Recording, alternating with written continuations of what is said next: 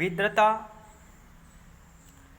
भारतीय संस्कृति की प्राचीन परंपरा जिसमें धन के सदुपयोग की बात कही गई है, उसका वर्णन करते हुए मैत्रेय गुप्त के इस द्वापर काव्य के माध्यम से कहती है, जहाँ दियेता तथा भुज्यता, जहाँ दियेता तथा भुज्यता, मुख्य यही दो बातें, जहाँ अतिथि हो आप देवता, आज वहीं ये घाते, जाए वहाँ से वे ही जो अब भी बालक हैं, किंतु हमारी परंपरा के प्रश्रय हैं, पालक हैं। विद्रता का कथन है वो अपने पति से भारतीय संस्कृति की प्राचीन परंपरा, उसमें दान देने की जो परंपरा है, उसमें आ रही विकृतियों के संबंध में अपना मत प्रकट करती हुई कहती है कि जहाँ पर प्राचीन समय में धन का सदुपयोग दान देने में तथा उसके शेष भाग का उपभोग करने में मुख्य आधार माना जाता था, ये दो बातें मुख्य आचार की हंस थी। और जहाँ पर अतिथि को देवता के समान माना जाता था अथवा देवता स्वयं अतिथि रूप में आते थे, आज वहीं पर ये विपरीत आचरण वाली तथा सांस्कृतिक परंपरा पर प्रहार करने वाली बातें हो रही है। जब विद्रता के पति विद्रता को दान देने से मना कर देते हैं, दान देने से रोकते हैं, तो दान की प्राचीन भारतीय संस्कृति की परंपरा का उल्लेख करती हुई विद्रता स्पष्ट रूप से अपने पति से कहती है, अर्थात पुरुष वर्ग से कहती है कि भारतीय संस्कृति में धर्म का सदुपयोग दान देने तथा उसके बाद बचे हुए भाग का उपभोग करने में ही माना गया है। लेकिन दुर्भाग्य है कि आज उस प्राचीन भारतीय परंपरा का अवरोध किया जा रहा है, उसका विघटन किया जा रहा है, उसको समाप्त किया जा रहा है, अर्थात दान देने जैसी परंपरा को धूमिल किया जा रहा है, नष्ट किया जा रहा है। इस तरह जो हमारी सनातन परंपरा के आधार हैं, जो इस परंपरा के पालक हैं, क्या उन्हें ही ना समझ बताकर तिरस्कृत कर देना उचित है? जो अब भी बालक तुल्य पवित्र मन के हैं, क्या वे वहाँ से अर्थात ऐसे समाज से अलग हो जाएं? अर्थात जो बालक यज्ञ में दान की आशा लेकर के आए थे, उन दान पाने वाले दान योग्य बालकों को जो कि ईश्वर के अवतार हैं, उनको तिरस्कृत करके अपमानित करके भगा देना ही क्या एक भारतीय संस्कृति का मूल है? अर्थात नहीं। इस पद्यांश के माध्यम से प्राचीन भारतीय संस्कृति के प्राचीन स्वरूप में आ रहे परिवर्तन एवं विरोधों को संकेतित किया गया है। आगे की पंक्ति में विद्रता कहती है, धर्म तुम्हारे घर आया था, धर्म तुम्हारे घर आया था, धर्म तुम्हारे घर आया था, अपने कर फैलाए, पर भूखे न भरम गरमाया, फिर भी धक्के खाए। अब तुम किसको साध रहे हो, अब तुम किसको साध रहे हो, चला गया है वह तो, पाप कर रही थी क्या कोई, कहो सुनो मैं ये तो।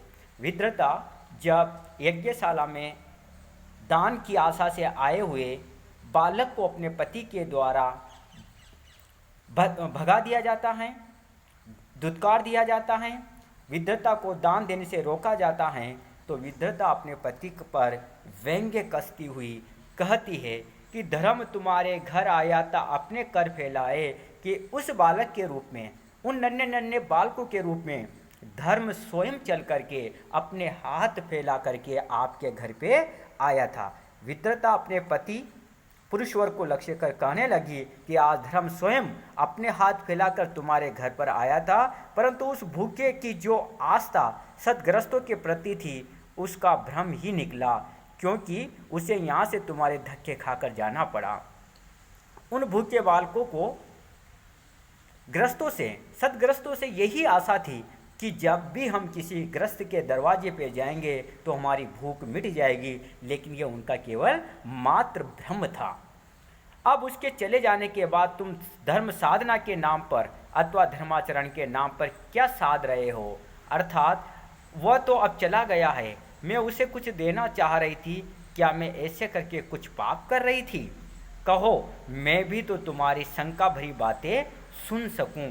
अर्थात जिस बालक को, जिस धर्म को आपने यहाँ से भगा दिया है, अब उसके जाने के बाद आप किस धर्म साधना की बात कर रहे हो? मैं तो उस धर्म में आपकी भागीदार मात्र बनने का प्रयास कर रही थी। अब मैं सुनना चाहती हूँ कि आपकी मन की क्या शंकाएं हैं जो आपने उस नन्हे बालक को दान देने से मुझे रोका है।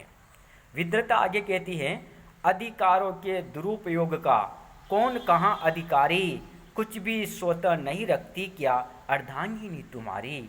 मैं पुण्यार्थ जा रही थी, तुम पाप देख बैठे हा, और आप अवसर के वर्ग को साप लेके बैठे हा। स्पष्ट रूप से यह विद्रता का कथन है। वह ग्रस्त जीवन में पत्नी के अधिकारों की तथा स्वतंत्र आचरण की परंपरा आदि का उल्लेख करने लगती हैं और अपने पति से कहती हैं कि ग्रस्त जीवन में पति और पत्नी के अधिकारों का सदुपयोग या दुरुपयोग कौन कितना कर रहा है तथा किसने कितना दुरुपयोग किया है और किसे कितना अधिकार है। क्या पत्नी होकर भी मैं अपनी कोई स्वतंत्रता या स्वतंत्र अधिकार इस घर में नहीं रखती हूँ?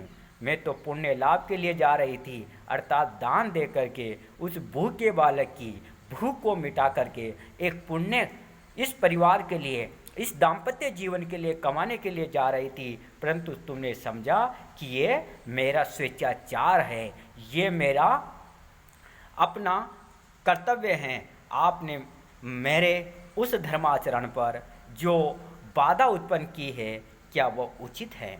इसलिए तुम मेरे स्वतंत्र आचरण को पाप कर्म मान बैठे हो। अर्थात मैंने दान देने का जो स्वतंत्र विचार मन में उत्पन्न किया है, उसे आपने बुरा समझा है, उसे आपने अपवित्र माना है, उसे आपने पाप माना है और पाप की आशंका से ही आपने मुझे रोकने का प्रयास किया है। ये तो वरदान पाने का जैसा पवित्र अवसर था, अर्थात भूखे की भूख को मिटा करके जो पुण्य हम कमाते वह एक पवित्र अवसर हमारे लिए आया था। परंतु आप आशंका अविश्वास के कारण इसे साप अर्थात अनिष्टकारी कार्य मान बैठे हो। तुम्हारा ऐसा चिंतन अत्यधिक वेदनादायक है, पीड़ादायक है, दुखदायक है। आगे विद्रता अपने पति को धर्म के बारे में, दान के बारे में बताती हैं कि जिसमें पशुवध करते करते सूखा हृदय तुम्हारा वे मख मिटे, और हैं ईश्वर इन्हीं बालकों द्वारा। स्वयं स्वर्ग फल वाली भी उस लोलुपता का लय हो, कर्म हमारा क्षमतामय हो, धर्म सुषमतामय हो। विद्रता अपने पति के दुराचरण, कठोर एवं शंकाग्रस्त व्यवहार को अनुचित बताती हैं और इसी संदर्भ में कहती है कि तुम पशुओं का वध करते करते कठोर हृदय के हो गए हो। यज्ञ में जो पशु बलियाँ दी जाती हैं, उस यज्ञ की सफलता के लिए पशुओं की बलियाँ दे दे करके आपका हृदय कठोरता से युक्त हो गया है, जिसमें जीव दया नाम की कोई चीज़ ही नहीं रही है। तुम्हारा हृदय मानवीय पवित्र भावनाओं से रहित होकर सूख गया है, कठोर हो गया है, पत्थर तुल्य हो गया है। ऐसे पशुवध वाले यज्ञ या यज्ञ विषय करते सर्वथा समाप्त होने ही चाहिए। वे मक मिटे और हे ईश्वर इन्हीं बालकों द्वारा। हे ईश्वर, केवल संतानोत्पत्ति से ही स्वर्ग के पुण्य फलों की आकांक्षा या लालच रखने वाली उस भावना का विनाश होना चाहिए। ऐसी लोलुपता समाप्त होनी चाहिए। इसलिए हमारा कर्म अपनी क्षमता से समन्वित होने तथा हमारा धर्माचरण सभी से समता भाव रखने वाला होवे। अर्थात कर्म धर्म में समन्वय होने से ही ग्रस्त जीवन सुखमय बन सकता है, सामाजिक पवित्र परंपरा का निर्वाह हो सकता है। इस प्रकार से विद्रता अपने जीवन के बारे में, अपने अधिकारों के हनन के बारे में पुरुष वर्ग को संबोधित करती हुई वह कहती हैं, और साथ ही साथ यहाँ पर हम देखते हैं कि किस प्रकार से वह अपनी आत्मपीड़ा को व्यक्त करती है। आगे विद्रता कहती है, जिसमें पशुवध करते करते सूखा हृदय तुम्हारा। इस प्रकार से निंदनीय कार्य करने वाले पुरुष वर्ग का भी वह विरोध करती है कि जीव हत्या सबसे बड़ा पाप है, लेकिन आप यज्ञ के नाम पर, बलि के नाम पर पशुओं की बलियां दे दे करके आपने अपने हृदय को कठोर कर लिया है। इसीलिए आप नारी के स्वतंत्र और कर्तव्य और दाम्पत्य जीवन के अधिकारों को समझ नहीं पा रहे हैं। जय हिंद, जय भारत।